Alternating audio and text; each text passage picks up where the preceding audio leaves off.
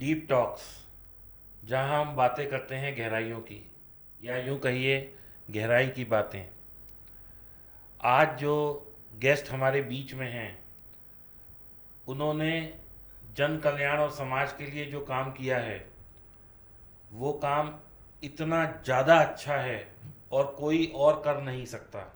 इनके नेक काम और समाज सेवा के लिए इन्हें पद्मश्री अवार्ड से सम्मानित किया गया है।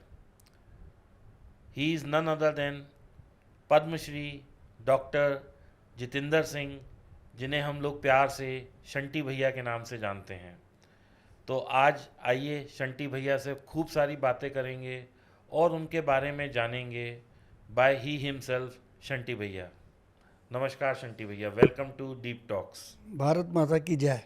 भारत माता की जय। शंटी जी, हमारा बहुत ही बड़ा सौभाग्य है कि आप हमारे शो में आए और आपने अपने शुभ चरण हमारे साथ आए और हमें अपना ब्लेसिंग्स दी, हमें अपना आशीर्वाद दिया और हमारा शो पूर्ण किया। शंटी जी, आपकी जो जर्नी है वो सबको ही पता है कि आप जिस स्टेज पे अभी यहाँ हैं, आपने इसमें बहुत मेहनत करी होगी और आपने बहुत कुछ सहा होगा यहाँ तक आने के लिए।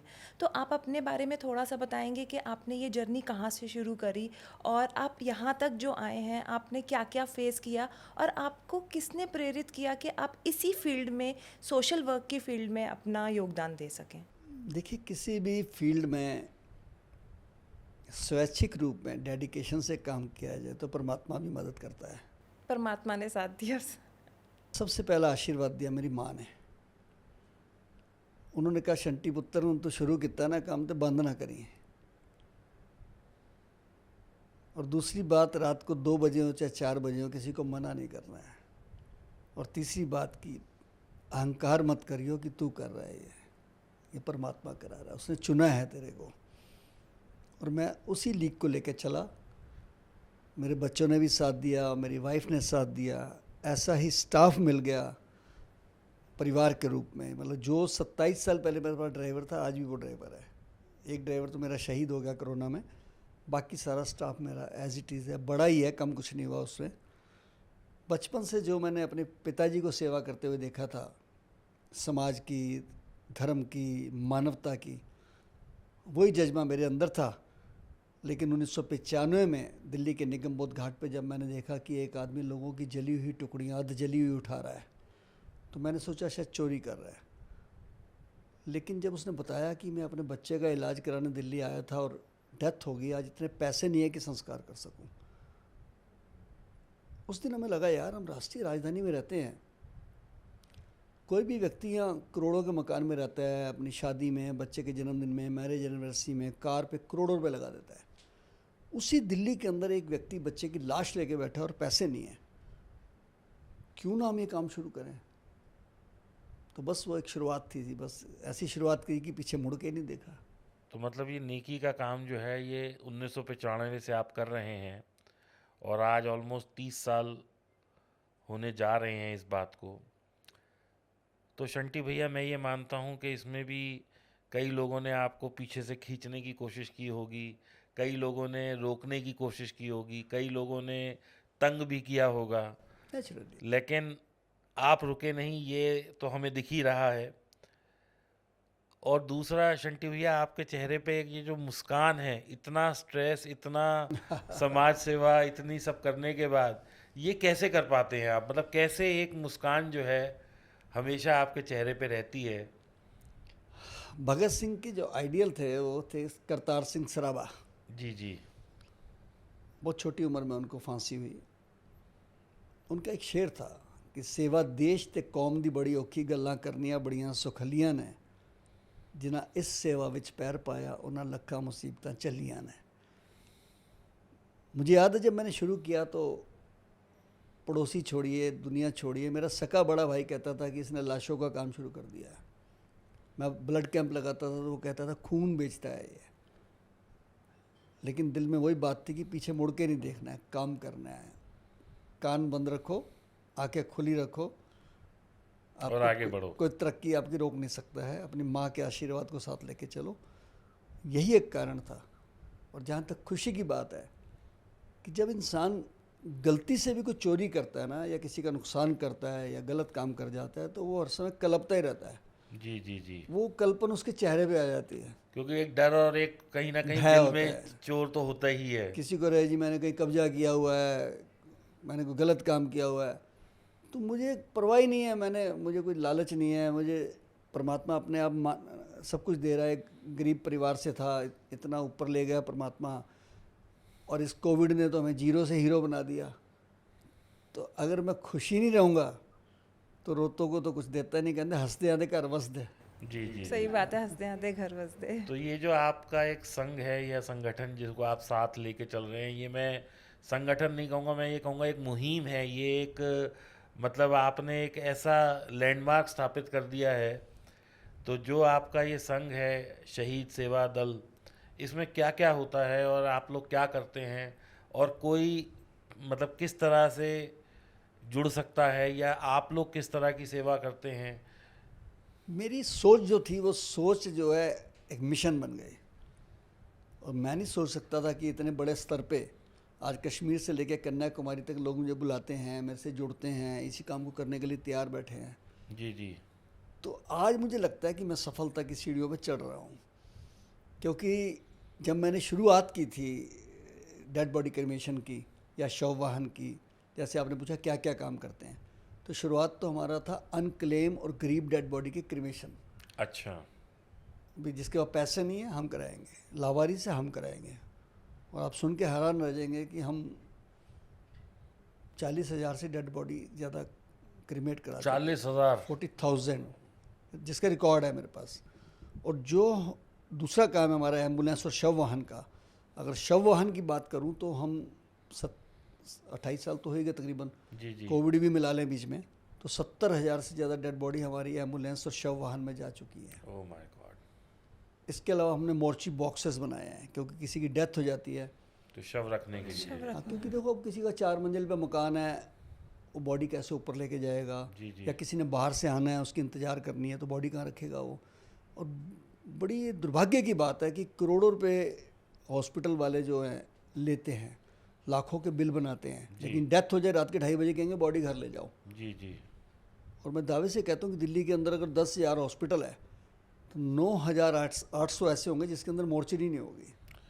और ये तो मॉर्चरी के भी पैसे लेते हैं। अगर अभी- होगी तो ना। अभी हमारे एक चाचा हैं, उनकी डेथ हो गई, तो हम खुद मॉर्चरी की पर्ची कटा के और मॉर्चरी में पैसे दे के आए मैं कह रहा हूँ 200 हॉस्पिटल हैं, जी 9,800 ऐसे हैं जिनमें मोर्चरी ही नहीं है। जी जी। जब आपको घर से पेशेंट लाना है तो एम्बुलेंस आएगी हॉस्पिटल की, क्योंकि पैसे लेंगे वो, लेकिन डेथ हो जाएगी तो घर छोड़ने का कोई साधन नहीं है। फिर कहेंगे शहीद भगत सिंह सेवा दल को फ़ोन करो, शंटी जी को फ़ोन करो। तो अब रात के 2 बजे हो तो 4 बजे हो, हमने एक मिशन उठा रखा है और हम उस सेवा करते हैं। तो शंटी जी, जैसे आपने बताया कि आप काम कर रहे हैं वो अब तक मेरे ख्याल से भारत में कोई भी नहीं कर रहा है। जो शव हैं आप उनको एक प्रॉपर सम्मान मिले, उनका संस्कार ठीक से हो, आप इसको देखते हैं। तो आपके जीवन का कोई ऐसा पल जिसने आपको सबसे ज़्यादा भावुक कर दिया हो, कोविड टाइम में या उससे पहले या उससे बाद में? मतलब आपके चेहरे का जो नूर है वो बता रहा है कि आपके अंदर की, जो मैं एक्सप्रेस नहीं कर पा रही हूँ, लेकिन आपके अंदर की जो अच्छाई है उसको आपके चेहरे का नूर ही बताता है। लेकिन कभी ऐसा हुआ हो कि कोई इंसिडेंट हुआ हो जिसने आपको अंदर तक हिला के रख दिया हो? सच बताऊं तो सैकड़ों है, और कुछ हादसे तो ऐसे हैं जो मैं भूलता ही नहीं हूँ। और मैं अक्सर लोगों को कहता हूँ कि अपने लिए करो, अपना जीवन जियो। जो माँ बाप जीते जी बच्चों के नाम सब कुछ कर देते हैं वो धक्के खाते हैं, वो आश्रम में पड़े हुए हैं, अनाथालय में पड़े हुए हैं, पागल खाने में पड़े हुए हैं। क्यों पड़े हुए हैं? जीते जी बच्चों को दे देते हो, बच्चे आपको लात मार देते हैं। अपनी आंखों से देखा है, 800 गज की कोठी, पहले उनकी मिसेज चली गई, बच्चों ने कोई सेवा नहीं की। फिर वो जब वो बीमार थे, डायलिसिस पे थे, मेरी एम्बुलेंस जाती थी उनको लेके, और एक दिन डेथ हो जाती है। बिल्कुल पास ही थे हमारे घर से, सूर्यनगर में। आंटी जी, शायद मुझे भी पता है वो इंसिडेंट्स। तो मैं आपको बता नहीं सकता कि जब 5 बजे की मैं एम्बुलेंस खड़ी है डेड बॉडी वाली और 7-8 बज गए, तो मैं खुद चला गया मौके पे। मैंने कहा, मैं भी जानता था उनको, तो मैंने उनके पड़ोसियों को कहा, जी कोई प्रॉब्लम है या किसी की वेट कर रहे हैं, क्यों नहीं लेके जा रहे? तो जो बात उन्होंने बताई बड़ी अजीब थी कि देखो जिनके बच्चे तो आ गए हैं सारे, और उनके पापा की जो विल निकली है ना, वो सब कुछ धर्मार्थ कर गए हैं। कहते बच्चों को मेरे कुछ मत देना। मुझे दिल के अंदर से बड़ी खुशी हुई, सच्ची बोलूँ मैं आपको, कि इन्होंने बड़ा बोल्ड स्टेप लिया है यार।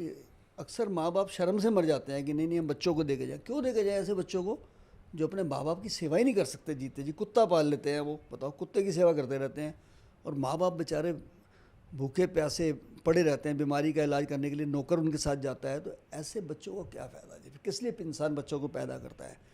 इसलिए मैं सबको कहता हूँ कि आप उतना करो कि अपना अपना इंतजाम पहले करो। देखो अपना इंतजाम होना सच्ची चाहिए। बात है। और जहाँ तक आपने कही कि भयानक हादसे, कोविड ने वो हादसे दिखा दिए जो हम सोच भी नहीं सकते थे।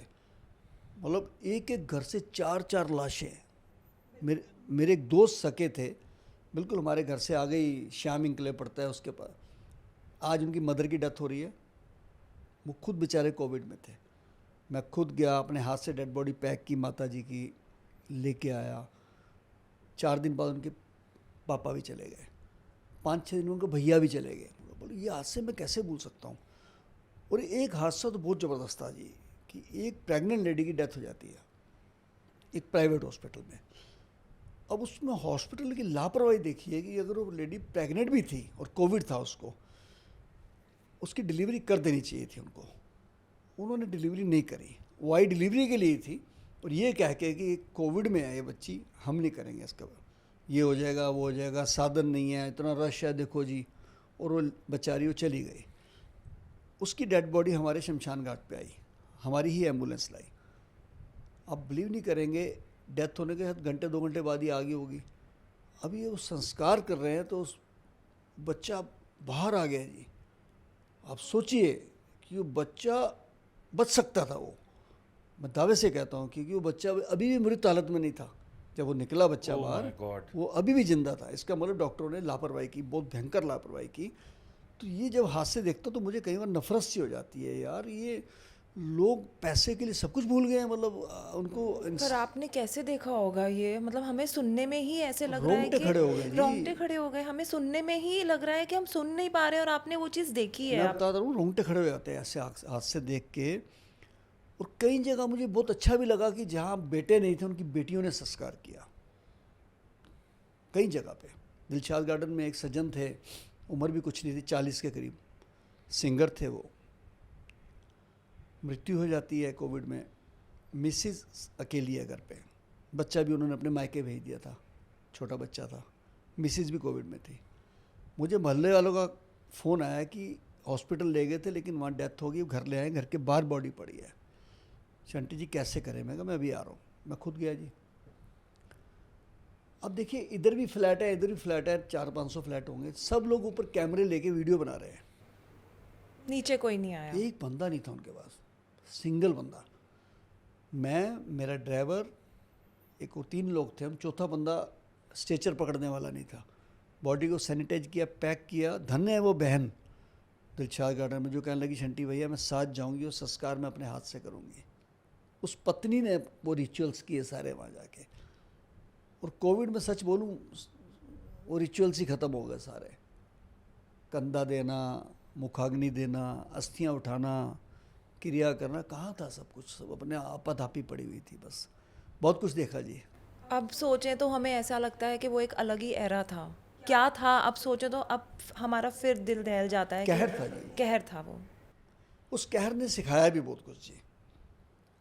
एक वक्त फिल्म का नगमा था, उसका अंतरा था कि आदमी को चाहिए वक्त से डर के रहे, कौन जाने किस घड़ी वक्त का बदले मिजाज। क्या ये मिजाज ही तो बदला। अरबपति भी घर के अंदर बैठा था, और साइकिल वाला भी। रोटी की थाली आती थी दरवाजे के नीचे से, जैसे जानवरों को आती है।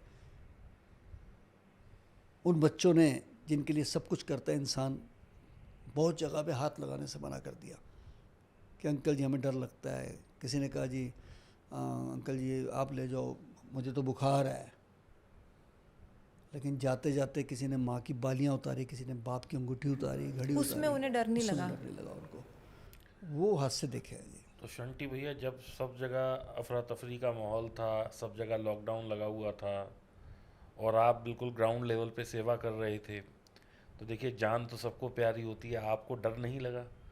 आपको ऐसा नहीं लगा कि भाई मेरा भी परिवार है, या ये जो मैं कर रहा हूँ ये कोई थैंकलेस जॉब है, इसमें किसी ने कोई रिवॉर्ड तो देना नहीं, लेकिन जान की बाजी लगा के आप ये कर रहे हो, तो मतलब ये तो एक तरह से ऐसे हो गया जैसे you are working as a soldier. सच मायने में तो हम सोल्जर ही हैं।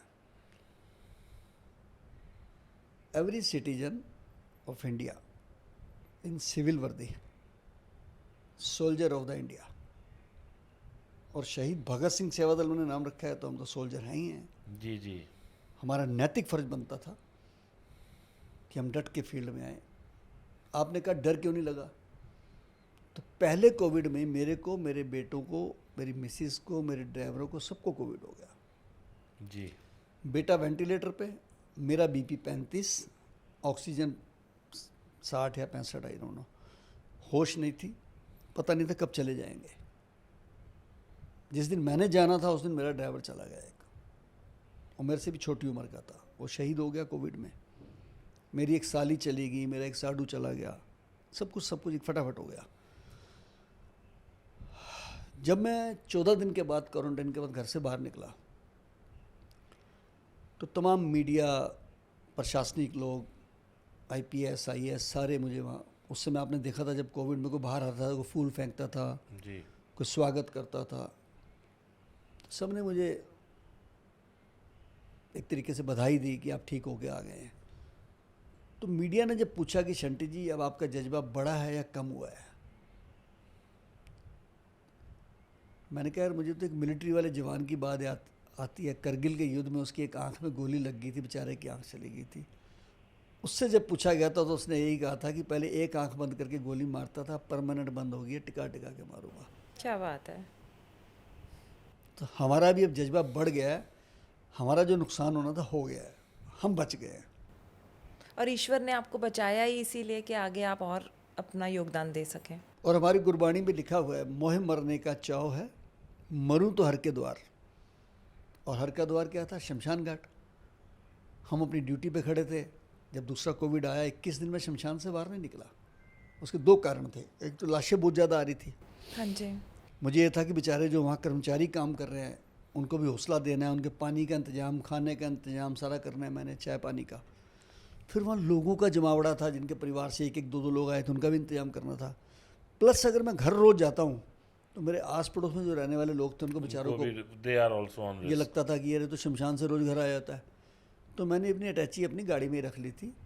आप 21 पूरे 21 21 दिन दिन पूरे मैं वहीं पे रहा। मुझे उपराष्ट्रपति जी का, वेंकैया नायडू जी का फ़ोन आया, मुझे प्रधानमंत्री जी का फ़ोन आया, मुझे अक्षय कुमार जी का फ़ोन आया, फिल्म इंडस्ट्री से बहुत लोगों के फ़ोन आए, बड़े बड़े लोगों के फ़ोन आए, जिन्होंने मुझे बहुत हौसला दिया। और कोई कंट्री ऐसी बची नहीं।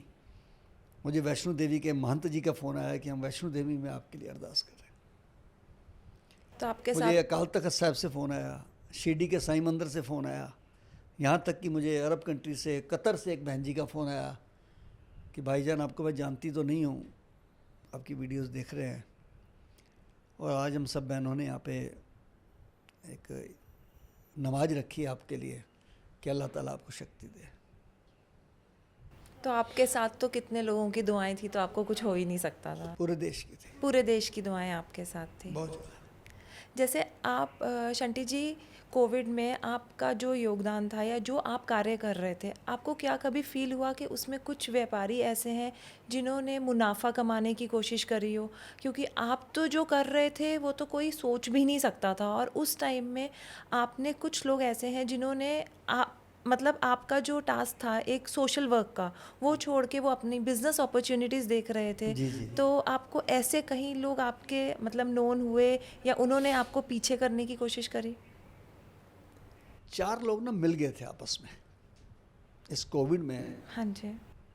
4 एजेंसीज आपस में मिल गई थी, हॉस्पिटल वाले, लैब वाले, इंश्योरेंस कंपनी वाले, और कुछ सरकारी तबका भी था उसमें। वो लोग आपस में मिल गए थे। जैसे इंश्योरेंस कंपनी ने किसी की 5 लाख की इंश्योरेंस की हुई है, तो 4,90,000 तक का वो TPA पास करते रहते थे कोविड वाले का। जैसे ही वो 5 लाख क्रॉस करता था, वो ये कहते थे जी आपको तो पहले शुगर थी जी, आपको तो लीवर की दिक्कत थी जी, अब आप कैश पैसे दे दिए देंगे तो छुट्टी होगी, नहीं तो छुट्टी नहीं होगी। लैब वालों ने झूठे टेस्ट करे, जो टेस्ट 200-300 रुपये का था उन 2-4 हज़ार रुपये लिए, घर जाके करने का 10,000 रुपये लिया उन्होंने। बिल्कुल बिल्कुल और हुआ है। अस्पतालों ने तो कहर ही ढा दिया जी। दिल्ली के अंदर बड़े बड़े हॉस्पिटल जो 8-8 10-10 हॉस्पिटल के मालिक थे, 300 रुपये की पीपी किट 8-8 हज़ार रुपये की लगाई दी उन्होंने। जी। और एक डॉक्टर जाता था, 25 लोग अगर आईसीयू में हैं तो एक ही डॉक्टर गया ना, एक ही पीपी किट गई है ना, 25 के 25 पेशेंट के घर वालों को कहते थे कि हमने पीपी किट लगाई, 8,000 8,000 8,000 8,000। सर मैं भी उस टाइम में हॉस्पिटल में था, और अगर आप मेरा बिल देख लें, दवाइयाँ तो उन्होंने सिर्फ वो जो एक इंजेक्शन था, मैं नाम क्या था मैं उसका, चौथी एजेंसी का नाम बताया तो जिन्होंने सबसे ज़्यादा कोविड में बेईमानी की है, भ्रष्टाचार किया है, देश का नाम बदनाम किया है, वो है फार्मा वाले। फार्मा वाले। तहलका मचा दिया जी उन्होंने। और मुझे इस ये बात कहने में ना डर है ना शर्म है कि इसमें हमारे सरकारी प्रशासनिक लोग मिले हुए थे। अब मैं एग्जांपल देता हूँ, दिल्ली के अंदर जितने हॉस्पिटल्स में बेईमानी हुई है, हर हॉस्पिटल में एक नोडल ऑफिसर बैठा था। जी जी। कितने केस रजिस्टर्ड हुए जी वहाँ पे? एक भी नहीं। मैंने पंगे लिए, मैंने लाशें दिलाई लोगों के, मेरे खिलाफ 11 केस हैं। मैंने एक एक हॉस्पिटल से 6-6 लाशें उठवाई हैं, जिनकी जो लाशें दे नहीं रहे थे मैंने उठवाई जाके। किसी का 30 लाख बिल, अब बताओ 30 लाख, अरे जिस बीमारी का इलाज ही नहीं है आप 30 लाख रुपए मांग रहे हो, उससे 40 लाख रुपए मांग रहे हो उसके। और एक सबसे बड़ी बात है कि इस कोविड के बहाने कोविड से कम लोग मरे हैं जो बाकी बीमारी वाले थे, हार्ट पेशेंट, किडनी वाले, लीवर वाले, हर्निया वाले, उनके ऑपरेशन ही नहीं हुए, डॉक्टरों ने उनकी एंट्री नहीं बंद कर दी। एंट्री लेनी भी उनको ट्रीटमेंट ही नहीं मिले। कितने कैंसर पेशेंट्स ऐसे हैं Yes. जिनको ट्रीटमेंट मिला ही Yes. नहीं है, क्योंकि हर बार डर इस बात का, हॉस्पिटल लेने को तैयार नहीं। पहले आप कोविड टेस्ट कराओ, कोविड टेस्ट के लिए बुकिंग कराओ, बुकिंग में भी टाइम लगता था, अगले दिन आएगा, इतनी देर में तो पेशेंट की हालत ही ख़राब हो जाएगी। पैसे किसने देने थे? इनकी मम्मी भी जो है, अगर ये कोविड नहीं होता तो शायद और जी जाती। इनकी अपनी मम्मी, ये तो हमने अपने घर में देखा है कैसे भूलेंगे? कि मतलब अगर उन्हें जरा कोई सिर में भी दर्द है तो वो पहले कहते थे जी आप कोविड का वो इलाज वो लेके आओ सर्टिफिकेट। अब वो कोविड का टेस्ट हो रहा है 10,000 12,000 में, उसके बाद वो जाते थे। तो फिर अब ये नहीं जा सकते, अगर इन्हें उनके साथ जाना है, अब एक बुजुर्ग महिला कैसे जाएगी हॉस्पिटल? मतलब इतना क्योस था उस वक्त कि मतलब हम तो खुद इतने डरे हुए थे। और खैर जो चीज़ आपने फेस किया वो हम तो खैर सोच भी नहीं सकते। देखिए, मैं दिल्ली के लिए एक बात हमेशा बोलता हूँ पूरी दुनिया के अंदर जाके, कि दिल्ली के प्राइवेट हॉस्पिटल ने जो कहर ढाया, बैनर लगा दिया उन्होंने, no oxygen no admission, no oxygen no admission. किसने कहा आपको बैनर लगाने के लिए? होम मिनिस्टर को सड़क पे उतरना पड़ा, जी जी। उनको मिलिट्री हॉस्पिटल खोलने पड़े। एक रात के अंदर जयपुर गोल्डन हॉस्पिटल में 25 लोग मर गए। कितनी एफआईआर रही उनके खिलाफ? एक रात में 25 लोग मरे हैं। और गंगाराम हॉस्पिटल का चीफ डॉक्टर मर गया ऑक्सीजन की कमी की वजह से। ये क्या था? ये लोगों के साथ बेईमानी की गई है, लोगों के साथ अत्याचार किया गया है, ये हत्या की गई है लोगों की। सच बात तो ये है। जीटीबी हॉस्पिटल हमारे पास है, 25 वेंटिलेटर थे, एक भी ऑपरेटर नहीं था। मशीन है, उसको यूज़ करना एक भी ऑपरेटर नहीं था। सफाई कर्मचारी को कहते थे भाई जाके बटन दबाइयो यस और नो वाला। और अगर कोई मर गया तो 2-2 3 दिन लाशें पड़ी रही हैं। इनके पास स्ट्रेचर नहीं थे, इनके पास व्हील चेयर नहीं थी, इनके पास कफन नहीं थे, इनके पास सैनिटाइजर नहीं थे, इनके पास मास्क नहीं थे, इनके पास ग्लव्स नहीं थे, इनकी मॉर्चरी में जगह नहीं थी, सब आनन फानन में हुआ। इनके पास डेड बॉडी छोड़ने की गाड़ियाँ नहीं थी। अगर शहीद भगत सिंह सेवा दल की एम्बुलेंसेस ना लगी होती, वो तो मेरे डीएम साहब थे यहाँ, संजीव कुमार जी, शादरा डिस्ट्रिक्ट के, बहुत अच्छे इंसान थे, बहुत सेवा करी उन्होंने। वो और मैं मिलकर सारा दिन यही काम करते थे। 100 बॉडी 150 बॉडी हम कैरी करते थे। जीटीबी हॉस्पिटल से 60-65 बॉडी निकलती थी, 25 से 30-40 तक राजीव गांधी से निकलती थी, स्वामी दयानंद से निकलती थी रोज की। हाँ, मैं पर डे बता रहा हूँ आपको। Oh my God. और प्राइवेट हॉस्पिटलों की अलग थी, किसी से 5, किसी से 4, किसी से 3, और जो घरों में मरे हैं वो अलग है। बहुत कहर था जी, इसमें कोई दो राय नहीं है। ये जो 4 लोग मिल गए आपस में, फार्मा वाले, लैब वाले, हॉस्पिटल वाले, इंश्योरेंस कंपनी वाले और रहे से अफसर, इसके ऊपर तो सीबीआई की जांच होनी चाहिए सीधा सीधा। और जिन लोगों ने उस समय भ्रष्टाचार किया देश के अंदर, क्योंकि त्रासदी थी ये, इससे बड़ी त्रासदी नहीं आ सकती, नहीं आ सकती। और लग रहा था पता नहीं जिन लोगों ने भी किया है उनके ऊपर एनएसए तो लगना ही चाहिए, नेशनल सिक्योरिटी एक्ट लगना चाहिए। यार लोग एक दूसरे की मदद कर रहे थे, कोई पानी पिला रहा था, कोई दूध दे रहा था, कोई आटा दे रहा था, कोई जो बाहर प्रवासी जा रहे थे उनको चप्पलें दे रहा था, और आप पैसे इकट्ठे कर रहे थे लोग यहाँ। अब कमाल की बात देखिए ना, ये फार्मा कंपनी वालों ने दवाइयों के रेट बढ़ा दिए 6-6 गुना। अगर ऐसा नहीं हुआ तो 2000 का इंजेक्शन 2 लाख का कैसे बिका जी? बिल्कुल। 500 वाला ऑक्सीजन का सिलेंडर 50,000 रुपये का कैसे बिका जी? और 1000 वाली एम्बुलेंस के लोगों ने 50-50 हजार रुपये कैसे लिए? मजबूरी का। हमें खुद याद है, इनकी मम्मी की बॉडी जो है, इनके घर से मैक्स हॉस्पिटल मुश्किल से 5-7 किलोमीटर रहा होगा। उसने हमसे 20,000 रुपये लिए थे इनकी मम्मी। फिर आप ही को तो फोन फिर किया था। आप ही को फोन 20,000 रुपये करके, बताओ। आपको फोन करके फिर आपने बॉडी मंगाई थी इनकी मम्मी की। अब आप सोचिए ना, 20,000 रुपया 20 किलोमीटर नहीं है, 5 किलोमीटर होगा। 5-7 किलोमीटर के। आपने तो कुछ भी नहीं देखा। एक बहन जी की बच्चे की डेथ हुई मिलिट्री हॉस्पिटल में, बेस हॉस्पिटल में। जी जी। वो प्रिंसिपल थे किसी स्कूल के, बहुत अच्छे लेडी थे। उनके हस्बैंड भी सीरियस थे, बेटे की डेथ हो गई, खुद भी कोविड में थे। मुझे फ़ोन आता है कि शंटी जी ऐसे ऐसे, मुझे नंबर अमेरिका से दिया है किसी ने आपका, तो कहीं भी जगह नहीं मिल रही है डेड बॉडी क्रिमेट करने के लिए, आप कर देंगे? मैंने कहा हाँ जी मैं कर दूंगा, लेकिन मेरी एम्बुलेंसेस बिजी है, मुझे 2 घंटे लग सकते हैं। बहुत ज़्यादा बुकिंग थी उस दिन, बहुत ज़्यादा। 1.5-2 घंटे में वो बेचारे बॉडी लेके आ ही गए मेरे पास। अच्छा। और मेरे पास उन्होंने पीपी किट पहनी हुई थी क्योंकि खुद कोविड में थे। मैंने कहा बहन जी आप बैठ जाओ, अब हम करेंगे सब कुछ। तो कहने लगे मैं 1 मिनट एम्बुलेंस वाले को निपटा दूँ। अब वो जब नोट गिनने शुरू किए तो नोट उनके ख़त्म ही ना हो। मैंने कहा बहन जी पेमेंट किसको दे रहे हो? कह रही एम्बुलेंस वालों को। मैंने कहा कितने पैसे? कहते 40,000 रुपये। हैं?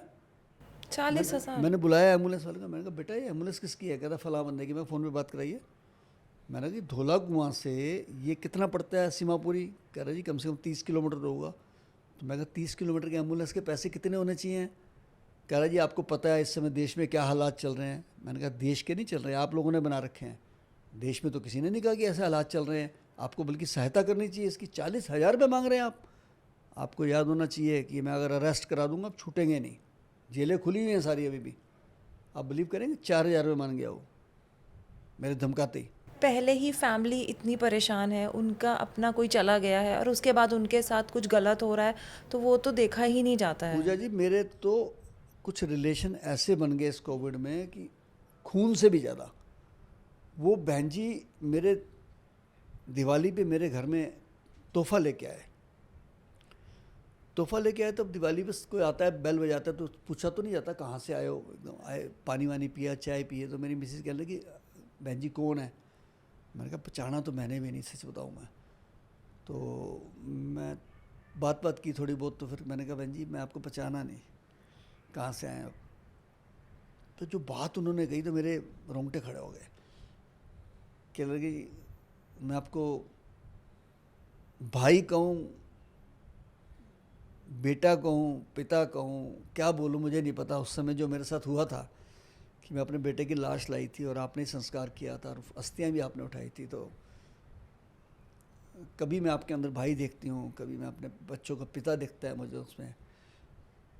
वो बातें मतलब मैं शहर गया, उठ के बेचारी रोने लगे बहन जी वो, और उनकी आंखें भर गई। और मतलब हम दोनों ही रोने लगे, सच बोलूँगा आपको। वो जो माहौल था उस समय में, मुझे लगा यार उस समय लोग कितने मजबूर थे, मतलब वो हालात जो थे, और लोगों ने कितना फ़ायदा उठाया है और मजबूरी का। मतलब ऐसे लोगों को बख्शना नहीं चाहिए, मैं समझता हूँ। मैं तो माननीय होम मिनिस्टर जी को, प्रधानमंत्री को, सबको लिख चुका हूँ कि इनको बख्शना मत, सब इनके ऊपर एनएसए तो लगना ही चाहिए, हर हालत में लगना चाहिए। नेशनल ह्यूमन राइट कमीशन में भी मैंने कहा, क्योंकि मैं वहाँ पे एक छोटी सी कमेटी का मेंबर भी हूँ, तो मैंने वहाँ भी यही कहा है। शंटी जी, जैसे आपने बताया कि आपने जो भी उस टाइम गलत हुआ उसके खिलाफ आवाज़ उठाई है, जी जी। तो आपको क्या बाहर से धमकी भी आई है आपके और आपके बेटे को? ऐसा मैंने कहीं पढ़ा था कि आपको आतंकवादियों ने धमकी भी दी है इन चीज़ों को लेकर और आपको थ्रेटनिंग कॉल्स आई हैं, तो क्या ये सही है? पहले तो मुझे उस कोविड के टाइम में फ़ोन आने शुरू हुए कि आप मजहब के दूसरे लोगों की बहुत ज़्यादा सेवा कर रहे हैं और आप बार बार इस सनातन का जिक्र क्यों करते हैं। तो मैंने एक बात कही कि हमारे गुरु गोविंद सिंह जी के साथ युद्ध के मैदान में भाई कन्हैया जी थे, उनको पानी की मश्क दी हुई थी उन्होंने और दवाइयाँ दी हुई थी कि आप मलहम पट्टी करोगे। किसी ने शिकायत करी गुरु जी से कि वो तो दुश्मन को भी पानी पिला रहे हैं, वो तो दुश्मन को भी मलहम पट्टी कर रहे हैं। तो गुरु जी ने उनको बुला के जब पूछा तो उनका जवाब था कि जब मैं पानी पिलाता हूँ और जब मैं मलहम पट्टी करता हूँ, मुझे उस समय दुश्मन नहीं दिखता, वो प्यासा दिखता है और जख्मी दिखता है। तो हमको भी उस समय, हम उस गुरु की फ़ौज हैं, हमें भी तो वो जो मौत हुई है वो एक इंसान की हुई है, एक इंसानियत की हुई है। और मैं तो कह रहा था ये बात बार बार कोविड में कि दिल्ली के अंदर इंसान नहीं मर रहे, इंसानियत ही मर गई है। जो कहर ढाया है ना इन अस्पताल वालों ने, इनको परमात्मा कभी नहीं बख्शेगा। जिसका एक हॉस्पिटल था उसने 12 बना लिए हैं हॉस्पिटल। इनकी जांच होनी चाहिए भाई, क्यों नहीं होनी चाहिए? ये बात तो आप बिल्कुल ठीक तो कह रहे हैं। उनके ईडी वाले जांच क्यों नहीं करते जी? सीबीआई वाले जांच क्यों नहीं करते? मैं देता हूँ नाम, आप मेरे से लो। हमारे पड़ोस में भी एक छोटा सा हॉस्पिटल है, कोविड के इमीडिएट बाद हमने देखा वहाँ रॉयल्स रॉय खड़ी है। सर ये कर्जे में थे सारे हॉस्पिटल, इनके ऊपर लोन थे, लोन भी ख़त्म हो गए, सबने 8-8 10 प्लाट ले लिए। और एक हॉस्पिटल का नाम नहीं बोलूँगा मैं, 3 अस्पतालों में छापा पड़ा उसका एक दिन के अंदर, फरीदाबाद में, नोएडा में और प्रीत विहार में। 4 करोड़ कैश, 4 करोड़ का सोना। सोना होने का क्या मकसद है? यानी कन्वर्ट किया गया पैसा। कन्वर्ट किया गया पैसा। तो क्यों ना पकड़ा जाए ऐसे लोगों को भी? इससे हमारी इज्जत बढ़ेगी, हमारे देश की इज्जत बढ़ेगी कि जिन्होंने बेईमानी की है उनको बख्शा ना जाए बिल्कुल भी, ताकि अगर कभी फिर भयानक समय आता है तो फिर उसका नाजायज़ फ़ायदा ना उठाए। वो कोई भी हो, मैं कहता हूँ, चाहे वो कोई एनजीओ हो, चाहे वो कोई धार्मिक संस्था हो, चाहे वो पॉलिटिकल हो, चाहे वो हॉस्पिटल हो, चाहे लैब वाला है, चाहे फार्मा वाला है, जिन्होंने बेईमानी की उनको बख्शा ना जाए उस समय। एक एम्बुलेंस का बिल देखा था मैंने, कानपुर से दिल्ली लेके आए थे, 5 लाख रुपए का उन्होंने बिल फेसबुक पे डाला हुआ था। 5 लाख रुपए में आईसीयू वाली वैन थी।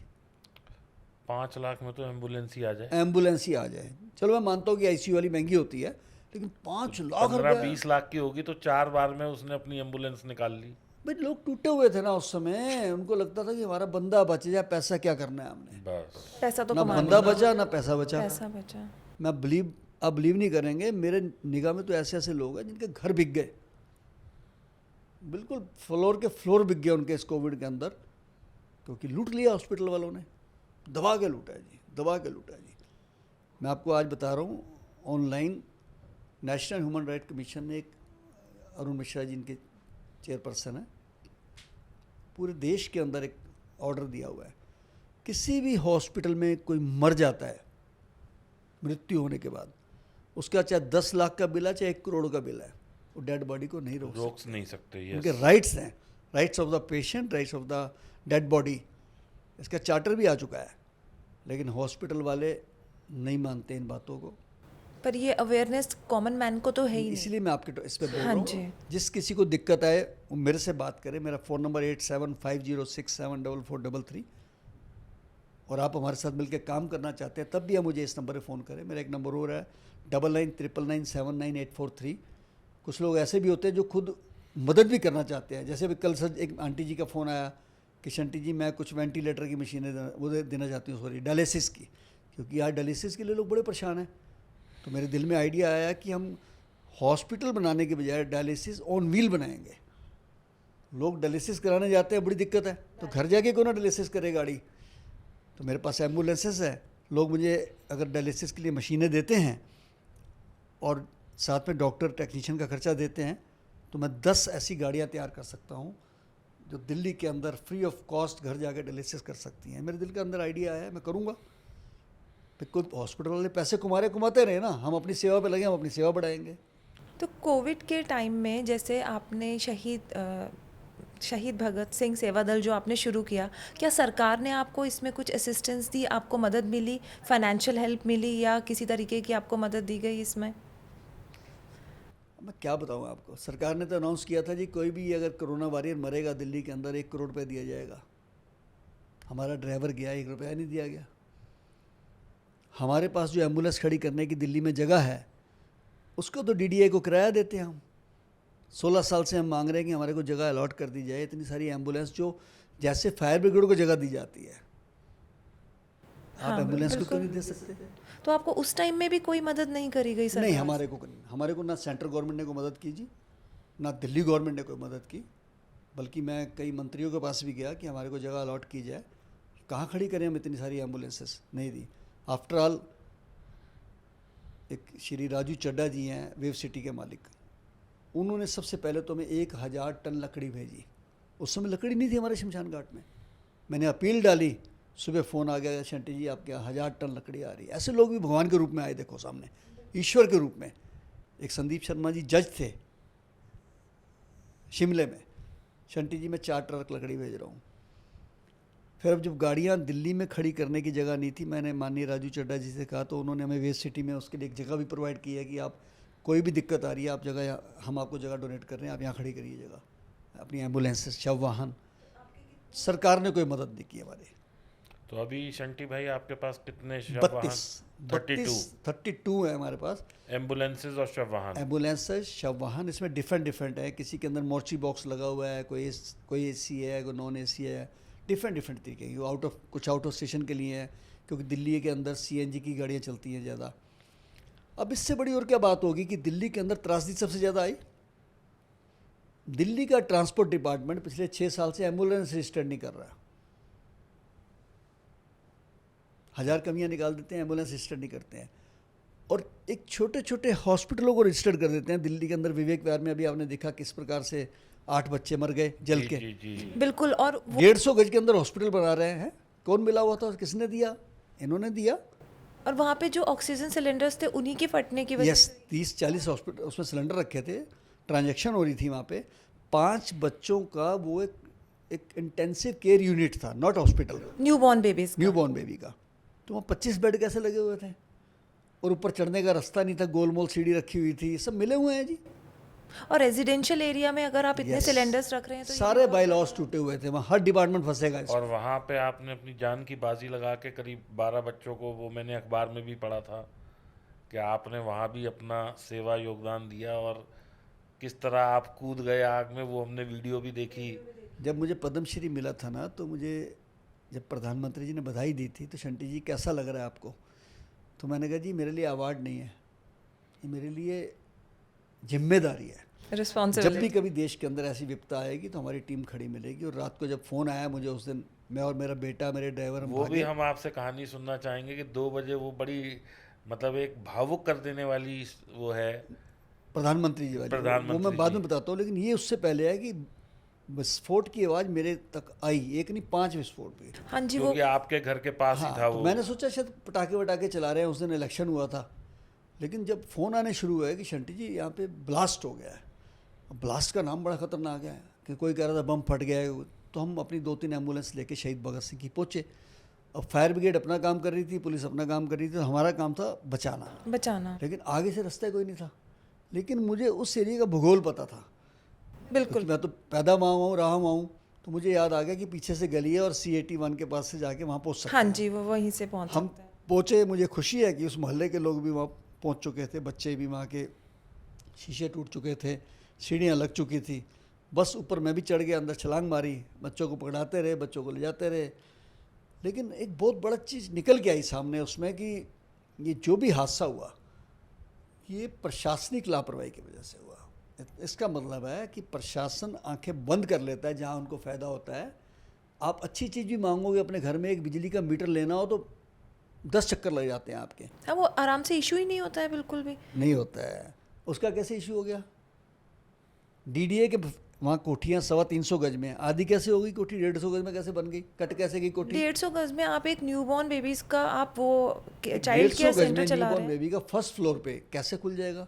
एम्बुलेंस उनके पास नहीं है, उनके पास फायर फाइटिंग नहीं है, उनके पास। और बड़ी मजेदार बात, जैसे ही आग लगी सब भाग गए वहाँ से। और वहाँ पे कहते हैं उसके चार्जेस भी बहुत ज़्यादा थे, उस जो हॉस्पिटल 12,000 रुपये पर डे चार्जेस बहुत ज़्यादा। अच्छा, मेरी एक आदत है, मैं ना इन चीज़ों पे बहुत समय पे, अब जैसे आज सुबह बारिश बहुत ज़्यादा आई तो हमारे पास एक अंडर ब्रिज है, वहाँ 8-8 फुट पानी था जी। उसमें बसें डूब गई, ट्रक डूब गए। मैंने फटाफट उसकी रील बनाई, सब जगह भेज दी मीडिया को भी भेज दी, ताकि भगत सिंह जी ने कहा था कि बहरों को सुनाने के लिए धमाके की ज़रूरत है। बिल्कुल। जैसे ही ये हॉस्पिटल कांड हुआ तो मैंने बताया डीडीए को भी, एमसीडी को भी, एजुकेशन डिपार्टमेंट को भी कि भैया इससे थोड़ी दूरी पे 500 गज के अंदर गुरुद्वारे के साथ एक स्कूल चल रहा है जिसके अंदर 1000 बच्चे हैं। अगर भगवान न करे उसमें आग लग जाए तो 1000 का 1000 में से एक भी बार नहीं आएगा।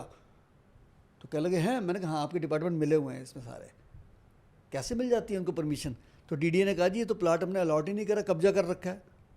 अच्छा, प्लॉट अलॉटेड ही नहीं है? दशमेश पब्लिक स्कूल दशमेश पब्लिक स्कूल में वो प्लॉट अलॉटेड नहीं है, वो कब्जा है जी। उनको तो जगह 2 एकड़ मिल चुकी है, पर वो वो भी ले ली। तो बड़ा पुराना है वो स्कूल तो। बड़ा पुराना था, इनको जगह मिल गई 2 एकड़ वसुंधरा एंक्लेव में, लेकिन ये फिर खाली नहीं करी। 1000 बच्चा 500 गज में कैसे बिठाया होगा मुर्गियों की तरह? सोचिए बात को आप। कोई बाईलॉज नहीं, एजुकेशन डिपार्टमेंट ने उनको रिकॉग्नाइज कैसे कर दिया? बिजली कैसे लगी, पानी कैसे लग गया, हाउस टैक्स कैसे लग गया? सोचिए बात को आप। कहाँ गया फायर फाइटिंग? फायर ब्रिगेड वाले कहाँ गए? एनओसी देते हैं जो। इसका मतलब है कि ढाक के भाई सारे पाते हैं, और ये कहीं ना कहीं माया की माया है। कहीं ना कहीं रूल्स को और उसको ताक पे रख के काम किया गया मैं है। कहता हूँ ना, माया की माया है। इसलिए जहाँ मुझे गलत काम लगता है मैं तो टोकता हूँ, चाहे मेरे को खिलाफ होता है। आपने अभी बात की आतंकवादियों की, वो धमकियाँ इसलिए दे रहे थे क्योंकि एक अमेरिका के अंदर पुन्नू नाम का जंतु है, गुरपतवंत सिंह पुन्नू लिखता है अपने, पन्नू। अच्छा। ना उसकी दाढ़ी है, ना उसके केस है, ना उसके शक्ल से तो बिल्कुल लगता ही कुछ हो रहा है, वो इंसान ही नहीं लगता, सिख भी नहीं है। वो कह रहे जी हम खालिस्तान बनाएंगे और पंजाब में बनाएंगे। बहुत गंदी गंदी पोस्टर डालता है, तिरंगे का अपमान करता है, हमारे लोगों को भड़काने का प्रयास करता है। उसने पीछे बोल दिया जी कोई भी सिख एयर इंडिया में ना बैठे, हम एयर इंडिया उड़ा देंगे। अरे वाह! मैं उसी दिन मैंने औरंगाबाद जाना था, मैं एयर इंडिया में गया, मैंने पोस्ट डाली कि पन्नू जी हमने डाल दिया, अब आप आओ, मैं गया हूँ उसी फ्लाइट में, जो करना कर लो आप। तो हम उसकी काट करते हैं। मेरा बेटा कनाट प्लेस में खड़ा हो गया एक तख्ती लेके, से no to Khalistan, I love Hindustan. हमारा हक है, हम पैदा हुए हैं इस देश के लिए, कुर्बानियाँ हुई हैं। हमारे गुरुओं ने शहादत दिया यार। गुरु गोविंद सिंह जी ने अपने लाल वारे हैं। गुरु तेग बहादुर साहब की शहादत चांदनी चौक के अंदर हुई है कश्मीरी पंडितों के लिए। जी। अगर वो भी तो चाहते थे, वो भी तो खालिस्तान बना सकते थे।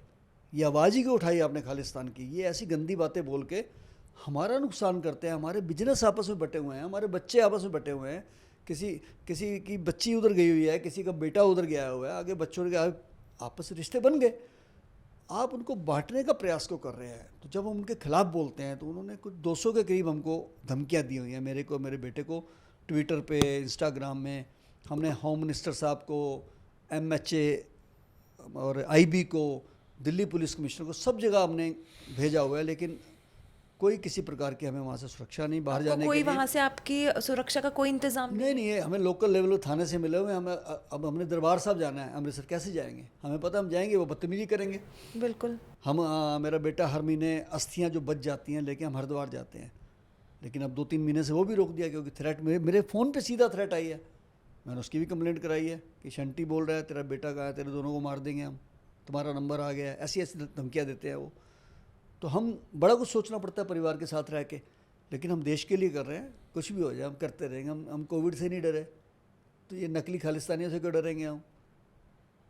ठीक है नहीं, हमें गर्व है कि हम सिख हैं और गुरु के सिख हैं, और हम मानवता के लिए काम करेंगे, हम इंसानियत के लिए काम करेंगे। इनके लिए कोई काम करने वाले नहीं हैं, हम देश के लिए काम करेंगे। हमारा देश भारत है, हमारा तिरंगा है। पर हमारी सरकार से ये अपील है कि आपको एक सेफ्टी तो दें, आपकी सुरक्षा का इंतज़ाम करना चाहिए, क्योंकि आप जैसे लोग कहाँ मिलते हैं आज के टाइम में। मैं तो हैरान हूँ कि दिल्ली पुलिस के जॉइंट सीपी को Y+ दी हुई है सुरक्षा इन्होंने, कि एक कोई ऐसा गैंगस्टर है जो जेल में बैठा है, उसने धमकी दे दी। बोले दिल्ली पुलिस के जॉइंट सीपी को Y+ सुरक्षा ली हुई है, लेकिन जो देश के लिए बोल रहे हैं, मेरा बेटा ज्योतजीत और हम बोल रहे हैं, ठोक के बोलते हैं, हम तो परवाह नहीं करते, मौत आनी आ जाए। लेकिन हम बड़ा कुछ बोल चुके हैं, हमने अब कहना ही बंद कर दिया। हमने कहा ठीक है, जिस दिन मरेंगे उस दिन पता लगेगा इनको, फिर लोग अपने आप समझाएंगे इनको, हम क्या कर सकते हैं।